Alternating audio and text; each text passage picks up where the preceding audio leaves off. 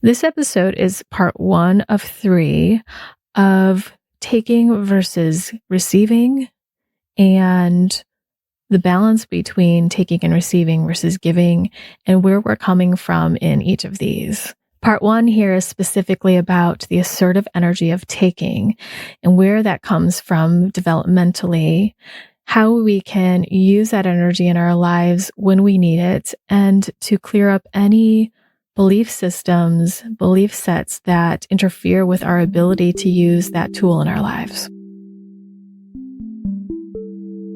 Hello and welcome. You're listening to the Embody podcast, a show about remembering and embodying your true nature, inner wisdom, embodied healing, and self-love. My name is Candice Wu, and I'm a holistic healing facilitator, intuitive coach, and artist, sharing my personal journey of vulnerability, offering meditations and guided healing support, and having co-creative conversations with healers and wellness practitioners from all over the world. Hi, everyone. Welcome back to the Embody podcast. It is fabulous to have you here. We have here part 1 of 3 of this exploration around taking, receiving, and giving. And it's going to be very interesting because the last episode will land on the week of Thanksgiving for the United States. But regardless if you have Thanksgiving or not coming up, the ideas around giving, taking, receiving can be very interesting to explore. And part of my interest in this is looking at those ways of being and clearing up belief sets that just don't belong with it, things that we've associated with giving or taking or receiving as a society, as well as personally in your lineage maybe, or in your soul, and just cleaning that up so that there's a very clear way to take in your life, to receive, and to give. That it comes from a very congruent and deep place of congruency and integrity.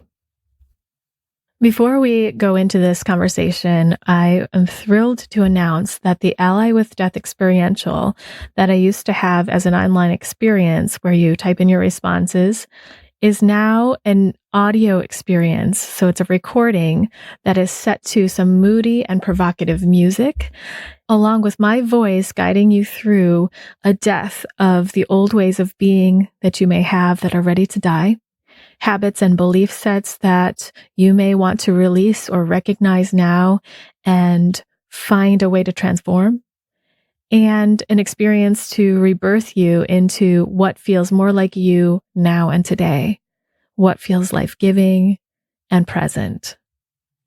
This is just a fabulous creation by me and a friend of mine, Larry St. Germain, and he is who created all of the music that is just going to shake up all of what's stagnant and decaying on the inside and ready to die. His music, along with the editing and amalgamation of the music by Chris Spiegel, which is also the editor of the podcast, and a friend of mine and a former partner of mine.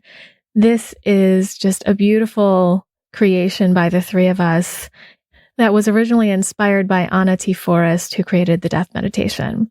So if you're interested in shifting out of stagnancy, or if you're feeling stuck in your life, if there's anxiety or depression, uncertainty about the next steps or what you need to be doing in your life, if there are ways of being that feel just not serving you anymore or uncomfortable or like you need a change, or if you just want to get some clarity for yourself, or you're intrigued about how death can support life, how embracing death can give you more life, or you're interested in following nature's guidance to go inward and let die what needs to die as the winter approaches, then check out the Ally with Death audio experiential.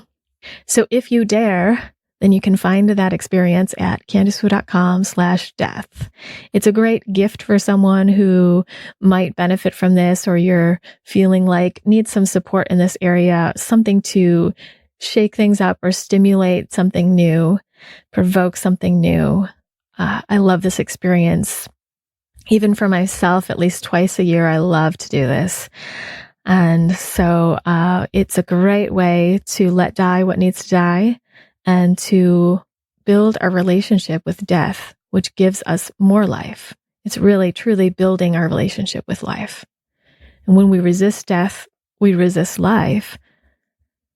So looking at death, the ability to see what death brings, what can die and how it feels, and what needs to can let us embody something else in this life for us and what's really true and alive right now. So again, that's at CandiceWu.com/death, and it is on sale now until November 15th, 2019.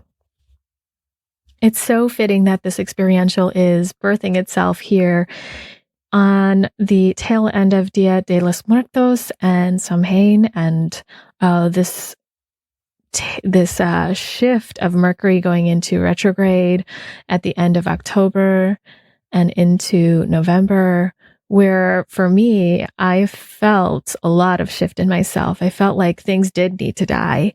And even one day last weekend, I was in this half wake, half sleep state. And I heard myself say in my mind, I am dying. And it wasn't the kind of I'm dying that people can typically say, like, I feel awful, I'm dying.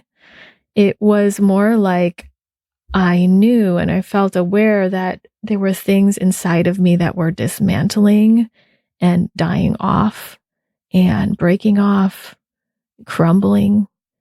And it was really interesting.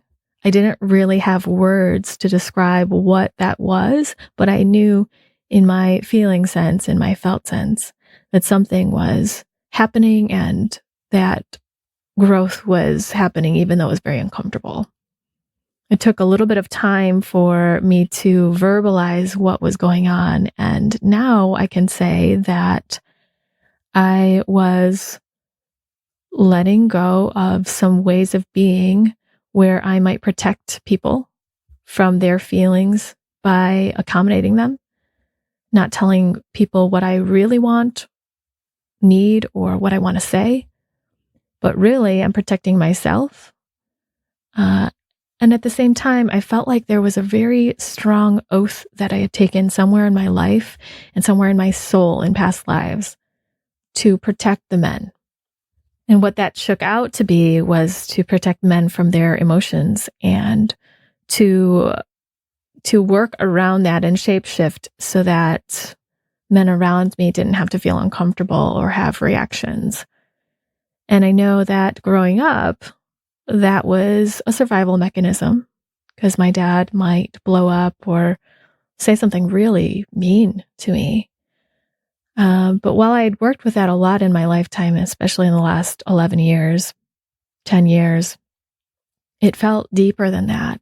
So as many of you know that are working with me or have heard the podcast or have heard the work of Charmaine Kilcup, which is one of my healers who brings this method through Robert Waterman, her teacher, is that I used forgiveness statements to release this a bit. And when I said the words, I forgive myself for judging myself for all the times and places that I vowed and promised to protect men, I could feel something in my body shifting, even though mentally I may not have known what that was. And it felt like more of my body opened up, more freedom opened up, more capacity to be present. And that was showing itself a little bit before this feeling of I'm dying inside. But as that happened, I think more of that died in me, the need to do that, and the need to protect myself and others from our feelings and reactions. And it led to me feeling more like myself and more assertive, and also feeling more aligned with the present moment, where I'm making choices that reflect and are congruent with what I need and desire right now, and less attached to future outcomes, like what will happen in the future if I choose X, Y, and Z now, where I know that even if I have those thought processes, things change in between now and quote unquote the future. And so when I make decisions like that, it really doesn't serve me. And it's really just a little bit of anxiety about anxiety that's a feeling of not trusting myself in the future, not trusting what may come.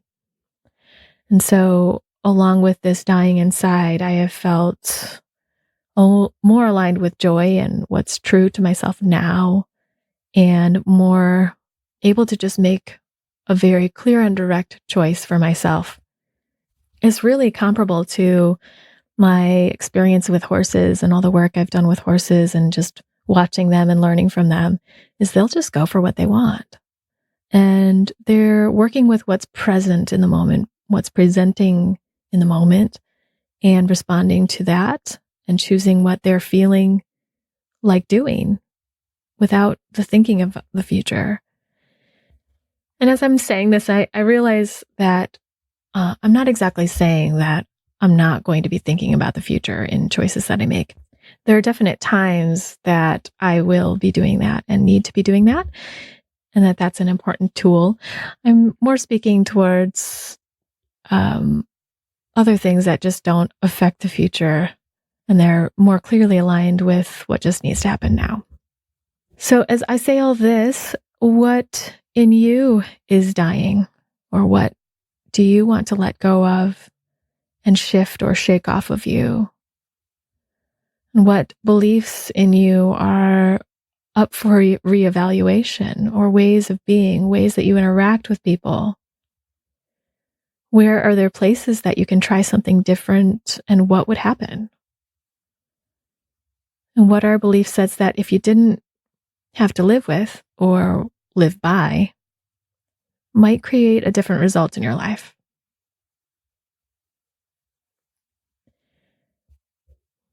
I'd love to hear from you if you're interested in sharing with me what's happening for you. And if you're interested in going deeper, as I mentioned earlier, the Ally with Death Experiential is a great way to do that.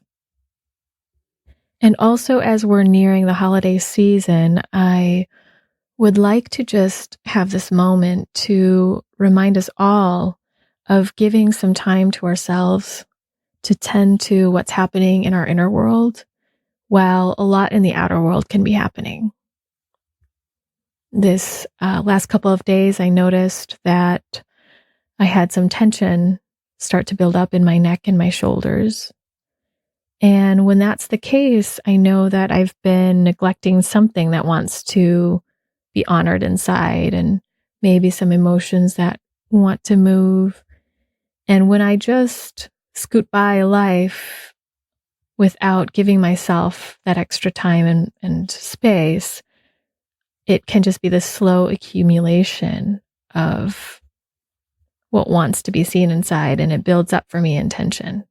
Does that happen for you?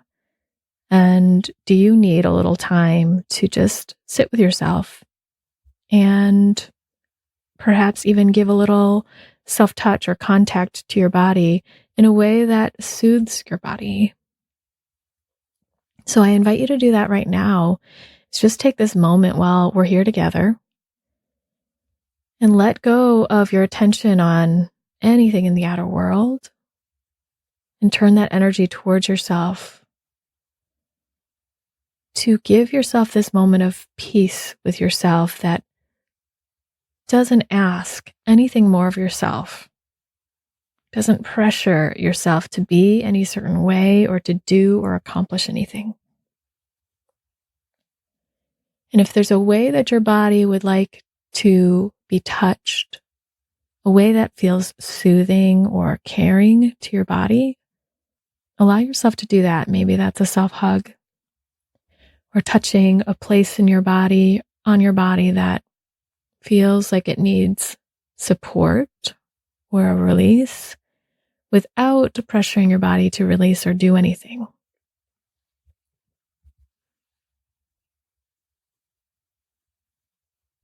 And just sense into your breath, how you're doing in this moment, how it is to be in your body right here.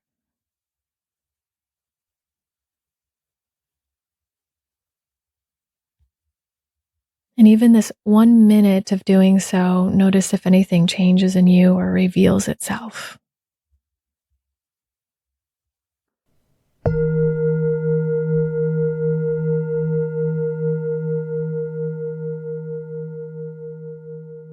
And now we'll shift into our conversation for today, which is about taking. And it's part 1 of the taking, receiving, and giving conversation. And as we just to conclude this moment of taking space and time for yourself, it feels like a perfect bridge to the conversation of taking. Taking can mean so many things, can mean taking what you desire, taking space, as we just said, taking time, taking up space, taking a pace that's right for you, taking what you need, taking a walk or a hike, taking more, or take 2, like try again, or do the second round, like in a rehearsal, take 2, take 3. And also taking your place, your sense of belonging and who you are. What other words come up for you around taking, where taking is something that's necessary or needed? I've often felt that people stigmatize the act of taking, like they shouldn't take, or that it's selfish to take and you should just give. So this is part of why I wanted to have this conversation today, is that there's a relationship between taking and giving, and give and take. There is a difference between taking versus receiving. And how can we look at these and peel off, unpair the things that have been tangled up with the ability to take, receive, and give, so that we can be really congruent and very present with what's really happening when we do any of those actions. I want to start with taking, and the majority of the conversation today will be about taking. Next week will be about receiving, and the week after about giving. And I'll just briefly say here, while there's this stigmatization of taking at times, I've often noticed an overvaluing of giving.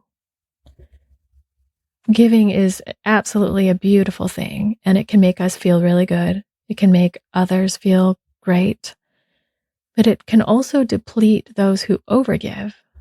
Why do we do that? I've often done that myself. Where does that come from? Is there a deception coming from that? A need to please others or do the nice thing? The thing that might make others see you in a good light? Is there a manipulation involved? Is there a sense of appease or fawn, which is often spoken as a 4th state of fight, flight, freeze? Fawn or appease is a way that we might freeze in parts of us, shut down parts of what we need or need to express, and put that aside in order to please and accommodate or submit to someone else and their needs, so that we can get some safety, love, or attention from that, or perhaps belonging. So that's just a very brief touch in on giving, and also what's to come in 2 weeks from now. And right now, I want to talk about the developmental experience of taking. And a lot of people say you need to give and take, or there's a give and take. And what my teacher in family constellations, Suzi Tucker, says is It is take, then give. That taking comes before giving. So my interpretation and my understanding of that is that developmentally, we need to take and receive in order to be able to turn around towards others and give. So let's break that down a little more specifically. That taking what we need means taking love. It means taking food and nourishment, reaching out for support, reaching out and someone being there to receive us. We cannot truly give before we take, because there might not be much to give if we don't have what we need inside. Somehow, as children, we tend to be able to give even if it seems like we have not received what we needed. Perhaps we did receive something and we're just not aware of it, or from farther back, or we have some capacity in us, or it's just clear that we are giving without having received what we need, and there's a price to pay for that. So I'm specifically talking about when we're young, that it's developmentally necessary to be supported in what we need. We need a sense of safety. We need food. We need touch. We need love and attunement and attention. We need someone to reflect who we are and what we're feeling, what we're experiencing. We need someone to protect us. We need the support of a regulated nervous system that gives us the ability to build a nervous system that feels safe. We need to feel that we belong and have a place. And so when we're young, we need to be able to take what we need. And taking is more active than receiving. We absolutely need to receive. So if our parents give us something, to hold out our hands and let that come into our hands, or the ability to let someone's attention towards us come into our hearts and bodies. And of course, if that wasn't there for you, then there may be all sorts of disruptions or even an experience of trauma because of it. But we also need to be able to take. So if we think of a baby breastfeeding, the baby needs to be able to suck in order to eat and receive the milk. We need to be able to ask for what we want and take it. We need to be able to just be that spunky child that grabs what they need, because we need to know what we need and that it's available for us to have. We need to be able to feel allowed to ask for things and assert those things that we need, what we want. And we need the permission from others to take what we need, to have what we need, the right to take. It is a right. And it's more assertive and active than receiving, even though receiving is also a very important, essential aspect. So when we talk about taking, I don't mean taking what's not yours or taking more than you need. That's coming from lack. It's really about the sense of abundance, and that there's a right to take what is yours, what you need, and what you desire, from a place of that capacity to receive and have. If we had the right to take what we needed, would we need to take more than that? Maybe not. If we felt trusting that we could take what we needed, we could have it, then we might have a different way of being in the world and with each other. Sometimes we take from others if we think we can't have it or can't create it for ourselves. Maybe that comes from jealousy or a place that we weren't able to take and receive in our lives. Again, that's a sense of scarcity or lack, but also coming from a real experience, perhaps, of not having what you needed when you needed it, not being able to take and reach out. So when I was younger, I stole things, like I stole clothing, I stole lip gloss, and I look back upon that and see that I perhaps was trying to fill the gap of what I needed where I could, sadly. And clothes would never really fulfill the nourishment and the love and the safety and belonging that I actually needed. And so I had to take what was not mine. And I felt like I couldn't take love and safety because it wasn't there in the way that I needed it. So we might displace our needs, our basic needs of taking what we need, and take beyond that. So I do wonder if this is the root of greed. Feeling like we can't really have or take what we need, what we truly need, and then finding ways to replace it that really don't satisfy or quench that need, but become a vacuum and unsatiable, unfulfillable.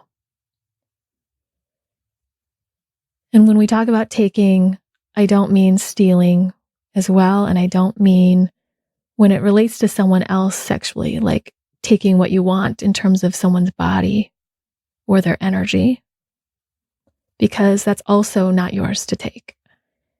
And consent is an essential part of that process and another conversation in itself. So I want to pause a little bit in this conversation because it's been a bit amorphous for me to talk about taking, the development of taking, what taking refers to. And I want to just allow a space and moment to check in, for you to check in with yourself if you desire, about what your relationship with taking is. Do you allow yourself to take in general, to take what you need, to take what you want? If you reach out to take, do you expect it to be there? Or do you feel you can't take what you need, can't have what you need, or get what you need? Do you take more or too much? And is that just your perception that it's too much, or is it truly more than you need? For example, me stealing or hoarding or crossing boundaries and taking what's not yours. Are you taking more than your share? Because that can come from that same energy of lack or scarcity or some wound where you needed something and it wasn't there for you.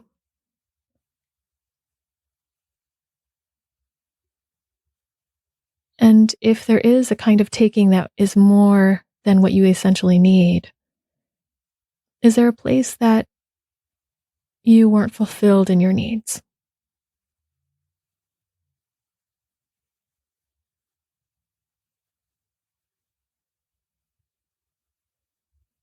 And as we go a little deeper here with more questions to ask yourself, what is your impression of your young life? And if you were able to reach out and take,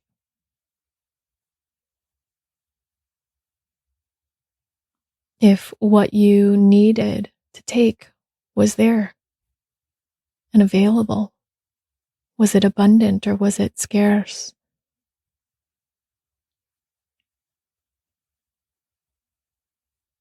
And what comes up for you in terms of your images or sensations or feelings when we talk about taking and taking what you need?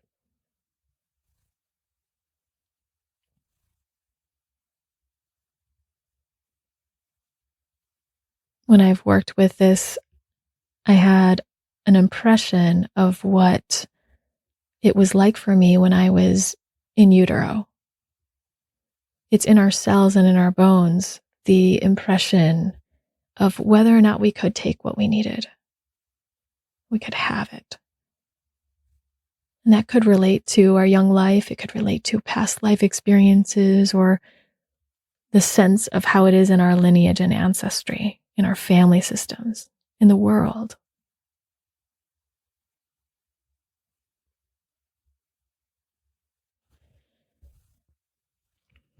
So let's switch gears here for a moment. If you need a little more time with those questions, feel free to rewind and repeat them or take a break here and pause. These are deep questions and they may not be answerable at the moment, but something you take with you if they're interesting or you're curious. But now I want to take a moment, take a moment to talk about our place in the world. And I will reference my teacher, Suzi Tucker, again. She says that the right place is always taken. And that can mean a million things. She says the right place is always taken, not given.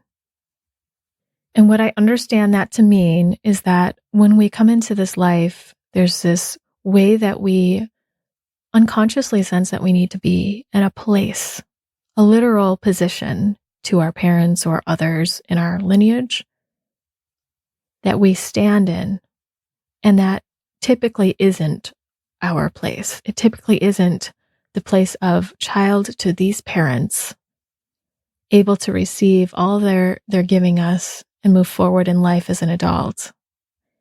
It typically is that we're standing as a parent to someone else or standing next to someone who's dead, because that experience hasn't been integrated in the family system or nobody wants to look. And so that place that we're given isn't really the right one. And when we look at scarcity or lack, if we're in a place that is not ours, there is nothing there for us that is truly ours. It's not our right place. It's not where we belong. And it's not where we can receive all the love and support that we need, because it's out of order. And in family constellations work, we see this very dimensionally and literally, with people's bodies representing the people in your lineage and where you're standing, given the dynamics that are unconscious and what you were given in your life. And we look to where your place is and what's needed to support the shift of coming back to where your place is. And your place, the most simple truth is that your place is as child to these parents, whether that's mother and mother, mother and father, whoever, or however they describe themselves. And it is only from that place that you're able to receive the love that is for you, the belonging that is yours, the gifts in the lineage that are sending their way down, flowing their way down to you, the life force that gives you and animates your expression in life and allows you to turn around full and with all of these gifts and strength and support and love to look towards your life with momentum and movement forward. That's your place. And that right place is always taken, because we're always, almost always, I've never seen differently, given a place that's not ours. And so when we take our right place, it is us coming as adults to say, this is my place. And this was my place as a child. And to recover all of what is there for us to receive and take what is all there for us so that we can move forward in life and we can give. We can be, we can live, we can experience with a fullness and an ease that doesn't feel restricted by the fact that part of our capacity, our energy, and our awareness is somewhere else in a different spot, but more of us is here. And the interesting thing is we often don't take our place because we feel we need to be there for someone else or protect someone else, or we can't get what we need in our true place. And we must come to find what it is that would truly be there if we did take our place.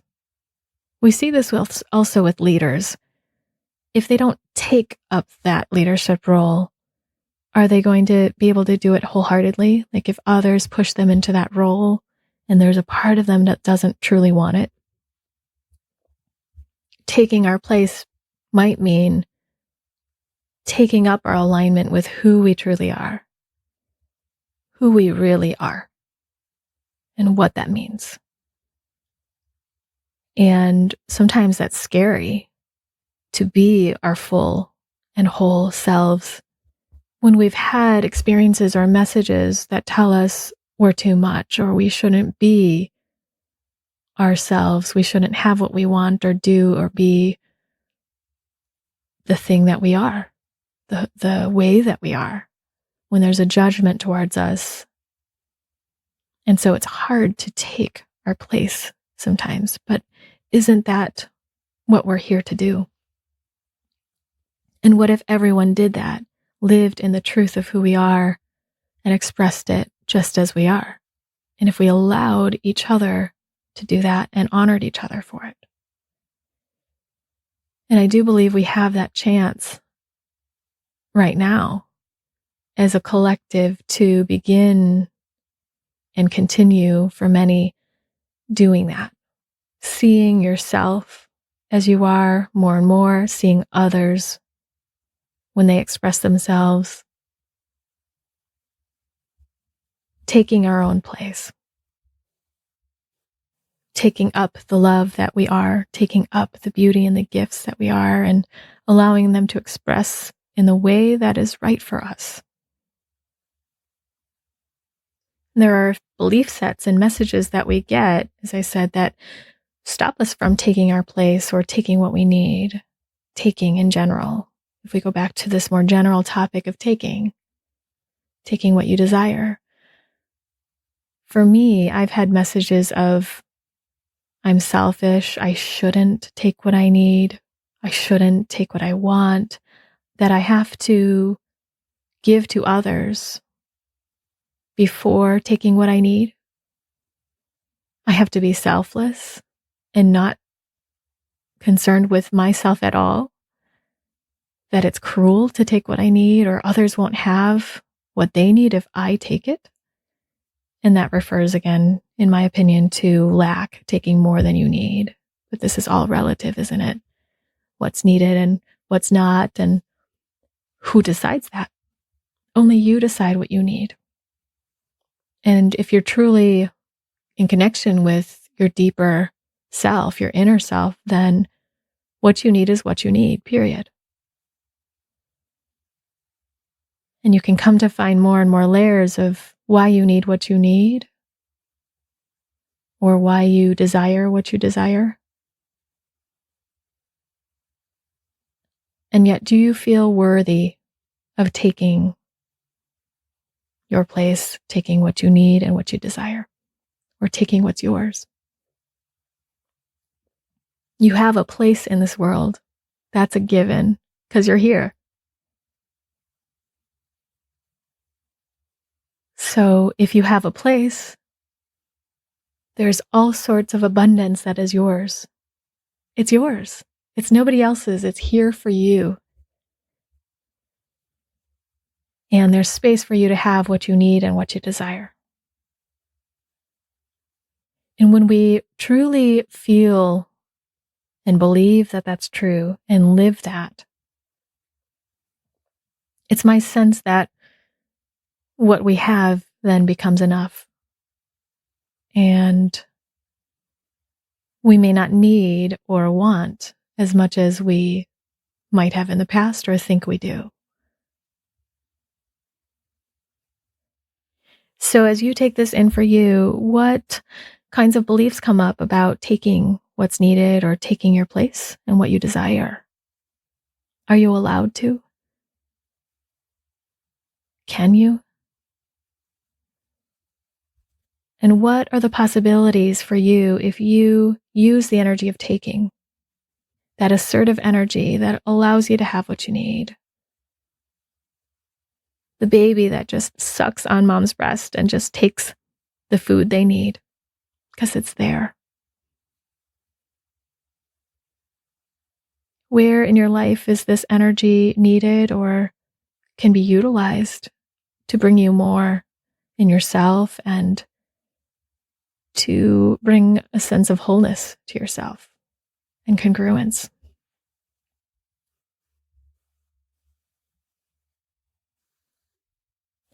So as we conclude today's episode, I plan on taking a lot of time to myself and letting my friends and family know that I may not be as available,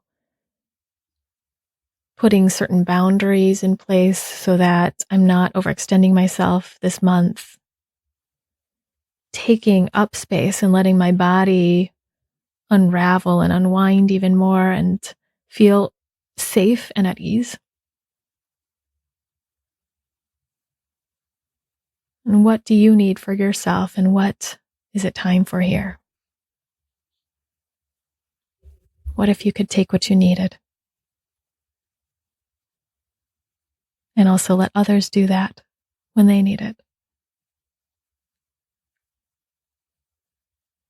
So thanks for joining me today. And next week, we will be talking about receiving and what may block receiving, what gets tied up in receiving, its balance with giving, and how we can be in a more receptive mode so that we can receive more of what's here for us. Thanks so much for joining me today. And if you want to be on my newsletter, I've decided to take more time in between newsletters. So it's coming out generally every 3 weeks now. And the newsletter comes out with updates about me, the podcast, events and retreats that are coming up, and self-love notes. You can find that at candicewu.com/embody. And it's always wonderful to have you here. And I'm so grateful for your support. If these podcasts touch you or support you in any way, and you'd like to give back or send some gratitude to me or support the podcast, you can do so at candicewu.com/support by offering a one-time contribution or subscribe to a monthly contribution that just continues on an ongoing basis. And at that website too, you can find all sorts of options for you to receive something in return for your contribution, like personal meditations, or you can be part of the embodied group healing call that happens once a month. And even the one-on-one retreats and personal sessions and other experiences that I offer, all of that goes to support the podcast, which offers free meditations and experiences here. You can also find the free meditations at candicewu.com/meditations. And there you can search for any meditation based on what you might be needing in your life right now, or any topic that has been on your mind, and see what there is on the podcast from me and my guests. Again, that's at candicewu.com/meditations.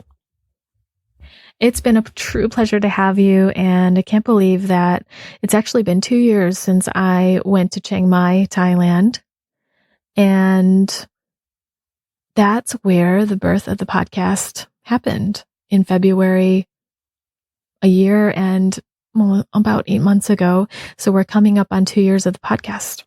Crazy. Well, everyone, take care and see you next time on the Embody Podcast.